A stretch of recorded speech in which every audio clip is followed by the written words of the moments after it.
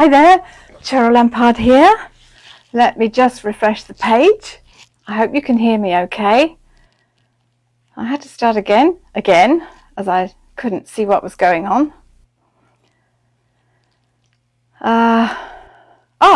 Yes, here we are. Good, excellent. So if somebody would kindly just let me know that you can hear me okay, just so I know we have sound, that would be wonderful. I'm just looking here to see if somebody could just let me know if volume fine, wonderful. Thank you so much, Jill. That's wonderful. And Ashley, you can hear me as well. That's great. Last week we had a false start, so I just wanted to make sure, quite sure. Well, welcome to Knitter Matters. It's season 2, episode 16. So whether you're a regular viewer or it's the first time to Knitter Matters, welcome indeed to you. I really do appreciate you taking the time out of your day, whether it's the evening or whether you're watching live or the replay later. I really appreciate you taking the time to be with Knitter Matters. If you don't already know me, I'm Cheryl Lampard. I'm an image consultant. My company is Style Matters International. And throughout my life, I've had 2 passions, which are sewing and knitting. And in particular, knitting is my therapy. It's my relaxation. It's something I do every single day. And I love it, as I know many of you do too. I also used to be the proud owner of a yarn store in Brighton, England. And one of the great joys of owning a yarn store is that you get to teach people how to knit. And it's still a great joy to teach people how to knit, albeit via a different platform. And in some ways it's almost better teaching now, because I can reach more people and introduce them to this wonderful fibre art that is knitting. So I'm going to move the camera now. This is the wobbly bit. This is the bit where, if it makes you queasy, please look away. But just bear with me while I get it into place. Hopefully it won't be too challenging. So, okay, I'm gonna see if we can get straight to where my chalk mark is. Looks like we might be there. Let's hope so. And I'll just make sure that, just give me a moment, because although I can see what's going on in the monitor, it does take a moment or two. There's a 20-second delay or so before I can actually see what's happening on the screen for sure. So this is my little cross. This is what I hope you can see. It's looking like it's okay. Let's hope so. Okay. So, right. So today it's all about selvages, selvage edges, if you will.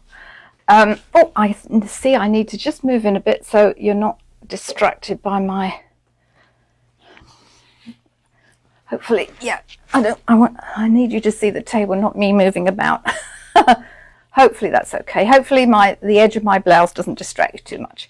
Anyway, okay, right, let's get going. So today we're talking about selvages. Selvages are edge stitches, and selvage, it's a slightly different spelling in British English. It's spelled Selvedges, and it literally means edge stitches, which is exactly what they are. So whatever spelling, whether it's selvage or selvage, it's exactly the same meaning. And selvage stitches are really just different stitches at the beginning and end of each row. Let me just check to make sure you can. Yes, you can. Okay, good. There seems to be a longer delay than usual today. Oh well. As long as you can see and hear me, that's all I'm concerned about. That's great. So, now of course you can knit without any sort of selvage at all. This piece of stockinette stitch or stocking stitch I just did without any edge stitch at all. You know, it's knit row 1 is knit, row 2 is purl, and so on and so on. I've just blocked this out, but there's no edge stitch here. Yeah, I'm going to sew that up if I was making that into a garment, but you know, it doesn't give me a really clear edge to pick up the stitches or to seam. It's okay, and I can do it, but it's not the best, but it's okay. This is actually slightly better on this little sample here, where I did some sort of edge stitch, and you can see quite clearly it gives me a demarcation, if you will. You can see quite clearly there I've got a really nice sort of almost beaded edge there that I can sew up if I'm using it as a seam. Okay, now why would we do selvage stitches? Well, you know, you certainly, as I say, you can do them on edges that need to be seamed to stabilize the edge. It makes it easier to sew up. You can certainly add selvage stitches to an existing pattern if the design doesn't have one. Now, if you are going to do that, you must add those extra stitches, the beginning and end stitches, to the total stitch count. So you would need to add probably 2 stitches to your total stitch count, because you usually have one either side, obviously, of your garment. So in this case, we've got a button band there, but we'd have one there and one there. So you would need to count those extra stitches in. But selvage stitches really come into their own with what we call exposed edges. So that means that they're not finished in any way. So things like scarves, blankets, anything where the knitted edge is the finished edge, this is where you really want a selvage stitch of some kind, because without the selvage stitch on those exposed sides, you know, that ragged or uneven edges can spoil all that hard work that you've put in making a beautiful item. And plus, if you're working an open work pattern like this one, or in a really slippery yarn, a firm edge will really help it keep its shape. I mean, can you imagine sewing this up? I didn't do any edge stitch or selvage stitch on this. And can you imagine how, well, you wouldn't be able to sew this, that would be a nightmare. So on something like this, where you've got an open work pattern, you'd really need to have an edge, not only to make it a bit firmer, but to make it sewable, if you will. But even if, let's say, you were using this kind of design as a scarf, and that would make a really pretty scarf, I would still recommend a selvage edge. It's going to make it less prone to stretch. It's going to just neaten the whole thing up and stabilize it a bit. So I'd certainly do that. So what sort of selvage edges can we do? Well, we can do something as simple as a knit stitch at either end of the row. This is what I did on this sample. Just a knit stitch there and a knit stitch there. So it's a 1 stitch garter stitch, if you will, and it's just a knit stitch on every row. Okay, well, on the reverse it's a knit stitch. So you can certainly do that. That's probably one of the easiest ones to do. It's a good edge for seaming later, although it's certainly not particularly decorative. And if this was an exposed edge, yeah, I probably wouldn't like that on a, you know, on a garment or on an accessory. You can certainly do 2 knit stitches, 2 garter stitch, a 2 garter stitch selvage. That's really nice if you're doing a blanket or squares for a pillow or cushion, because then you could sew them together with a decorative finish. You could sew them together with that I-cord finish that we did a few weeks back, or crochet them together, whatever you want. But you certainly then have a decorative border. If you're going to do a 2 stitch selvage, you've got to add 4 to the overall count of your pattern, remember. So, and again, I've got one here. I did this on this square here of sort of grapevine pattern. I did 2 stitches there as well. So these 2 are typical of the sort of borders that you want. In fact, all the ones I've shown you are typical of the border. But I do want to show you some examples of selvage stitches that are just as simple to do as these, but give the side edges a really finished look. So our first one is this slip stitch chain edge, that's it. And what you get, you can see here, I hope, that you do get this sort of really nice elongated edge. Let's turn that the right way round. So you get, it actually covers 2 rows. The chain covers 2 rows. which makes it easier to count because each of these sort of V's is 2 rows. This, do I like it so much on stockinette stitch? If I was doing a stockinette stitch item and those were going to be the edges, I might not like it as much, but it's a really easy one to do and it does give a nice finish. I'm going to show you in a minute how it looks really good on another type of knitting. Okay, so let me show you how to do it. So we're going to slip the first stitch purlwise. That's important. And we're keeping the yarn at the back. That's important too. So we're going to slip the first stitch purlwise with the yarn at the back of the work. I'm going to knit to the end of my row. I hope you can see this okay. I hope it's not too bright. Let me just turn this down in case it's a little bright. Okay. So I'm knitting to the end of the row, and then my last stitch of every row is going to be a purl stitch. Okay, so now I'm going to turn. I'll show you that again. Yarn at the back, I'm purling first stitch purlwise. The yarn is at the back of the work. I keep saying that, but that's actually important. Now we're going to purl this row because it's stockinette stitch, so I need to bring the yarn forward. Okay, so I'm just going to, my end has caught something. I'm just going to purl to the end of my row. And because the last stitch of my purl row is purl, that's fine. I don't have to do anything special there. That's going to be a purl. Okay. So that's all you do for that one. As I say, I don't know that I would just leave it like that if I was doing a stockinette piece that was going to show, but it's a good edge and it's a nice one as well for seaming. If you want to use that or for picking up stitches, it's a nice one for that too. So that's one way to use that. Now, I've done the same thing here with this seed stitch example, and look how good this looks on here. So this is a reversible seed stitch. Is obviously a reversible stitch. It kind of looks the same on both sides, unlike the stockinette stitch, but see how well this nice chain stitch end or selvage works on our seed stitch, and it's the same at both ends. So let me show you again, and it doesn't matter that you're going to be seed stitches, knit one, purl one, and then you do the reverse on the way back. But it doesn't matter that your next stitch is a purl or a knit, because we do the same on every row, if that makes sense. So again, yarn at back, we're slipping purlwise.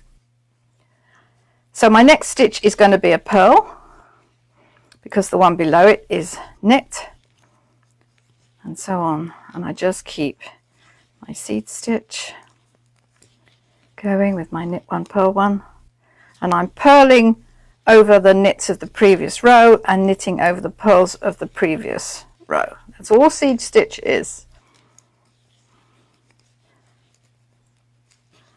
And my yarn has decided to get caught on something. So remember, I'm going to purl the last stitch of the row. And just again, show you how simple it is, but you get such a nice edge. Yarn at back, purlwise slipped, and the next one is a knit stitch, so my yarn is already at the back, so that's easy.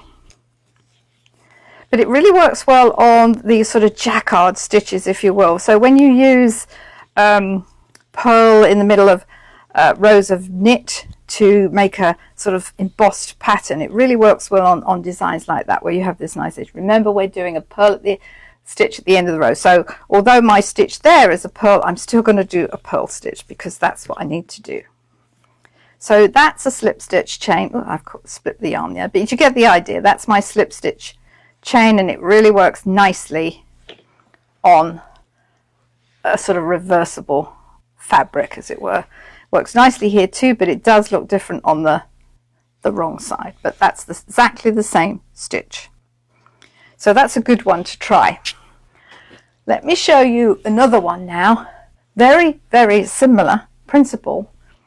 And this one fascinates me because what we have here is almost like a beaded edge. It's a very nice edge. It's a little firmer than the chain stitch edge, which is a little stretchier. This is a little firmer. But the only difference that we do here is at the end of the row, we do a knit stitch, not a purl stitch. But look at the difference. Look how it looks.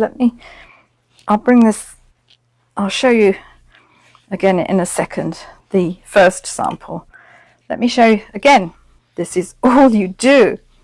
It's very important that, I keep saying this, but on this one in particular, you've got to keep the yarn at the back of work. So we're going to slip it purlwise with the yarn at the back of the work, and then we're going to knit to the end, and it's a knit stitch at the end of every row. So it's exactly the same as we did before, except the only difference is at the end of each row it's a knit stitch, not a purl stitch. Okay, again, yarn at the back of work, yarn at the back of the work, slipping that purlwise. So now I've got to bring that forward, and that's what makes the difference. You're creating this sort of little bead because you're bringing that yarn round, as it were. You bring that yarn forward,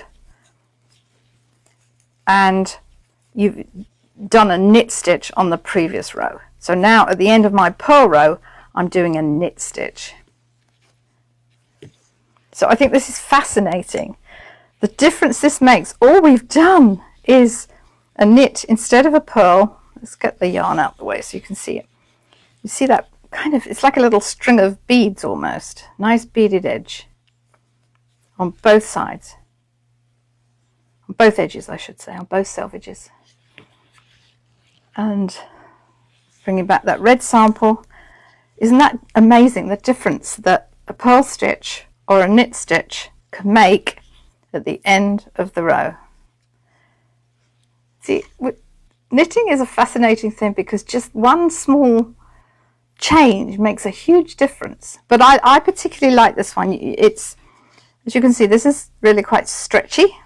This is a little bit firmer. It's a very nice one for sewing up an edge because it's very clear where your line of sewing must be. So really nice one for anything where you're sewing up, and pretty nice for the raw edge of a raw selvage of something too. Okay, so that's a variation on that theme, but super simple, really nice to do. The last one I'm going to show you is a bit different. It's called a picot selvage.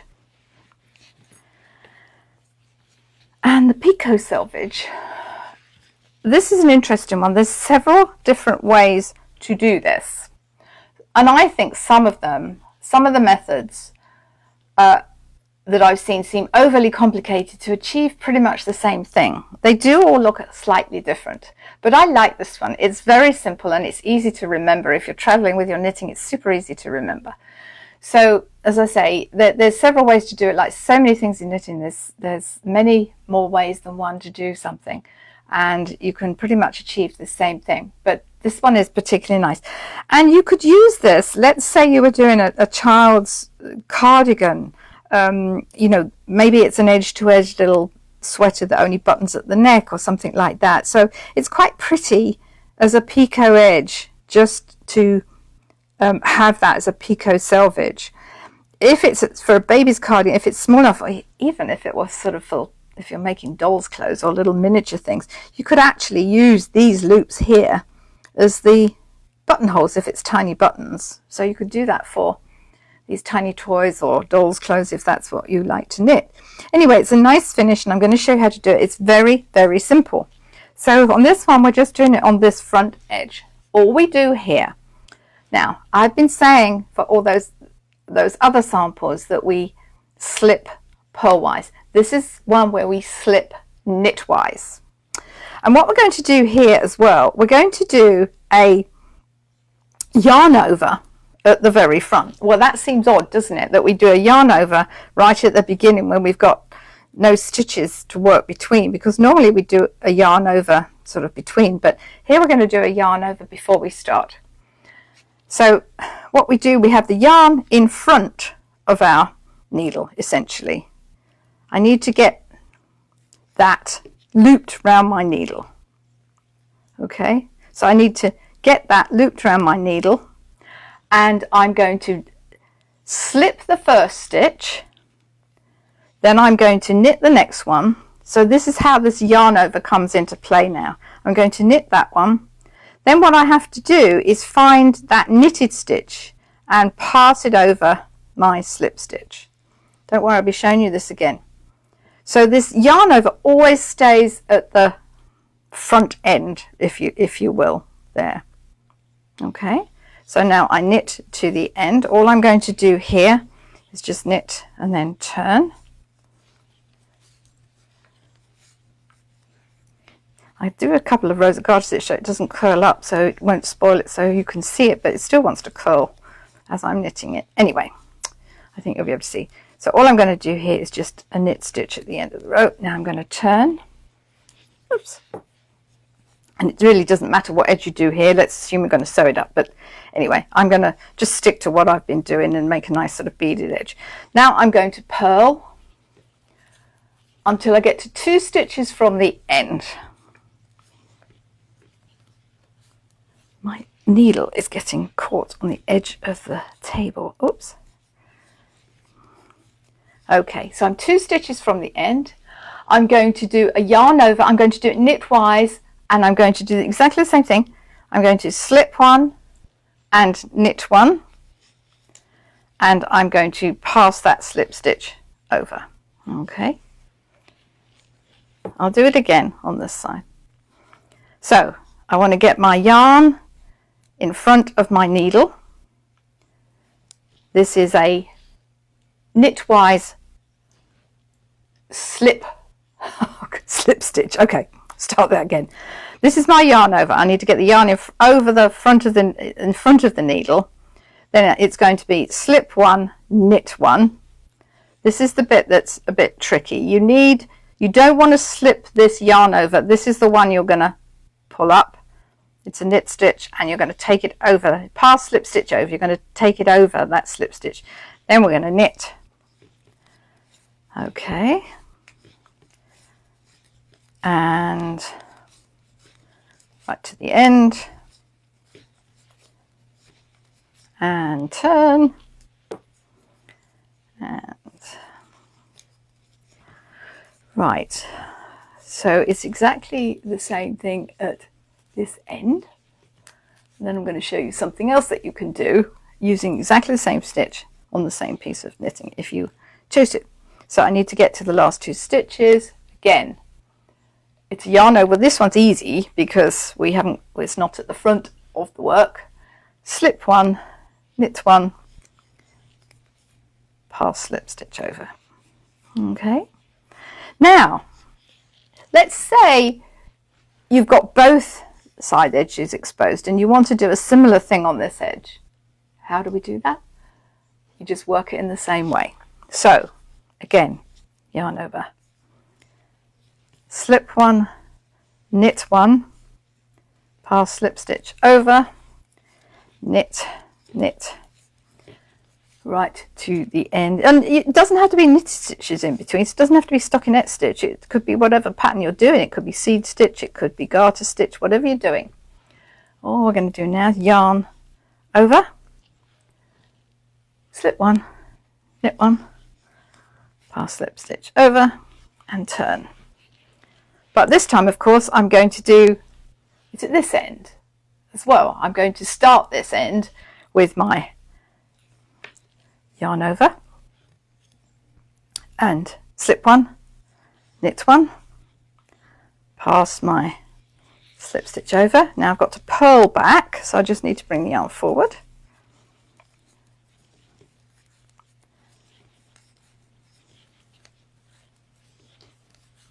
Work to my last 2 stitches. My yarn over the needle, slip one, knit one. I'll do it again so we've just got another little row there. So yarn over, slip one, knit one, pass slip stitch over, and you're really knitting the yarn over from the previous row. Knit to the end of my row, or work whatever your stitch pattern you're doing, to my last 2 stitches, yarn over, slip one, knit one, pass that slip stitch over. I'll do one more row and then you can see how that pattern has formed. Again, all the yarn overs in this one and the slip stitches are knitwise. Oops, split the yarn there. Yarn over, slip one. See, I'm knitting the yarn over from the previous row. This is the tricky bit. You don't want to pass over that yarn over. It's the slip stitch you're passing over. Pull like mad to the end of the row. And so that's why this one's a really easy one, because it's the same each row. You just repeat row 1. Last 2 stitches, yarn over, slip one, knit one, and pass that slip stitch over. So you can see there, it is slightly different on this side of the knitting, but nevertheless it's really quite pretty. You could certainly use it as a, if you're doing a knitted strip or you're doing something that's a decorative panel. It's a really very simple way of doing a decorative edge, but you can just see there, and it is a little different. I won't say that it's the same on both sides, it's really not, but it's very similar. And actually, to be honest, if you were blocking that out, and that's another thing you can do, if you really wanted to emphasize these sort of picot loops, when you block it out, you would really pin those out like that, and in fact then you could do the same there, and then it is going to look a lot more. Just me pulling that out there, you can see it's looking a lot more like this side now. That one wants to spring back. So there's all sorts of things you can do with your selvage edges.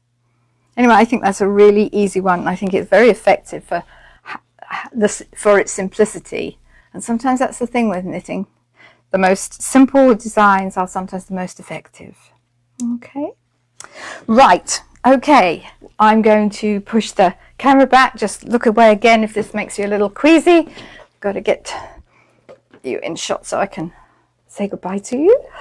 I don't like saying goodbye to you when I'm not talking to you, or not talking to your faces. This is where I get a bit wobbly, but never mind. As long as you can see the knitting, that's all I mind. So I will just say, don't forget our friends at Mary Maxim offer a 20% discount on any item that you might wish to buy from marymaxim.com. I did say that, didn't I? But you must put in the promo code Cheryl. So if there's anything, they've just updated all their website. I know there's some really nice things there. So if you want to have a look around, it's marymaxim.com, and you'll get 20% off the highest priced item in your cart. But you must put in that promo code Cheryl. Okay. So as always, this episode and all others are uploaded to the Knit and Matters page afterwards, and they go on our YouTube channel.